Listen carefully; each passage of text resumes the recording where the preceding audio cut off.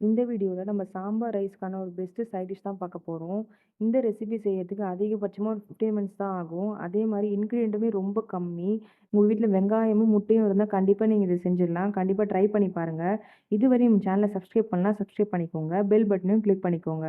ஒரு கடாயில 2 ஸ்பூன் அளவுக்கு எண்ணெய் விட்டுக்கோங்க. எண்ணெய் சூடானோனே 1/2 ஸ்பூன் அளவுக்கு ஜீரகம் சேர்த்துக்கோங்க. ஜீரகம் நல்லா பொரிஞ்சிட்டோனே, ஒரு 3 பெரிய சைஸ் வெங்காயத்த நல்லா இந்த மாரி பொடியா நறுக்கி சேர்த்துக்கோங்க. வெங்காயம் நல்லா வதங்கணும். வெங்காயம் நல்லா வதங்குச்சுன்னா, நல்ல டேஸ்ட் குடுக்கும். நல்லா வதக்குங்க.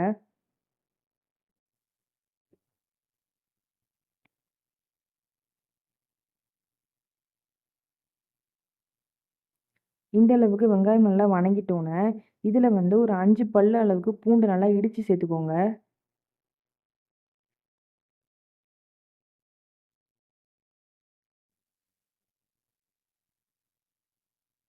பூண்டும், வெங்காயம் நல்லா வணங்கிட்டோனே, ஒரு 1/4 ஸ்பூன் அளவுக்கு மஞ்சள் தூள் சேர்த்துக்கோங்க.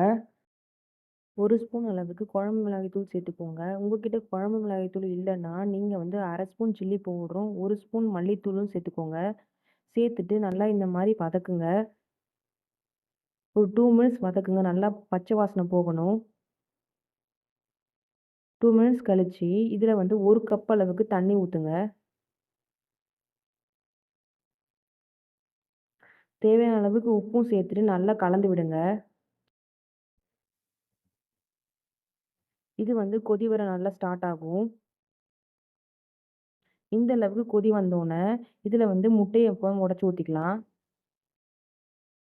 நான் 3 முட்டை உடைச்சு ஊத்திருக்கேன். உங்களுக்கு எவ்வளோ குவான்டிட்டி செய்யணுமோ, நீங்க அதுக்கேத்த மாரி வெங்காயத்தோட அளவ அதிகப்படுத்திக்கோங்க. இத இப்ப நம்ம ஒரு 5 மினிட்ஸ் க்ளோஸ் பண்ணி வச்சுக்கலாம்.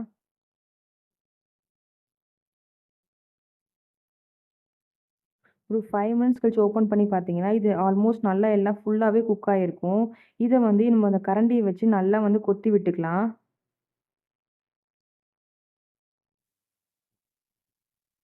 இந்த மாரி நல்லா கொத்தி விட்டுக்கோங்க. இது நல்லா ஒரு தொக்கு மாரி ஃபார்ம் ஆயிருக்கும். கொத்தி விட்டுட்டு இத ஒரு 3 மினிட்ஸ் க்ளோஸ் பண்ணி வைங்க.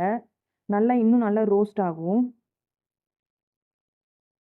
ஒரு 3 மினிட்ஸ் கழிச்சு ஓப்பன் பண்ணி பார்த்தீங்கன்னா, நல்லா இந்த மாரி தொக்கு மாரி சூப்பரா வந்திருக்கும். நல்ல வாசனையா இருக்கும்.